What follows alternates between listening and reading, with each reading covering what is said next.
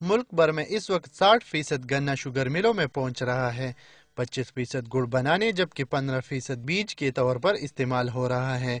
खैबर पख्तूनख्वा में चीनी के मुकाबले में ज्यादातर गुड़ का इस्तेमाल किया जाता है। इसकी बुनियादी वजह गुड़ की कीमतों में कमी और गुड़ का अच्छा मयार है, जो कि सेहत के लिए फायदेमंद बताया जाता है। चीनी बहुत महंगी हो गई है, एक वजह यह है, और यहाँ पे गुड़ सस्ता मिलता है। एक गुड़ की क्वालिटी अच्छी होती है, क्योंकि गुड़ जो है उसको अगर हम इस्तेमाल करते हैं तो उसके साइड इफ़ेक्ट नहीं होते, उसमें केमिकल नहीं होते, वो एक कुदरती तरीके से बनता है। मुख्तलिफ अनवाह अकसाम का गुड़ घरेलू इस्तेमाल के अलावा सौगात के तौर पर भी दोस्तों और रिश्तेदारों को भिजवाया जाता है। बैरून ममालिक खुसूसन वस्ती एशिया के ममालिक और अफगानिस्तान में इसकी मांग बढ़ रही है।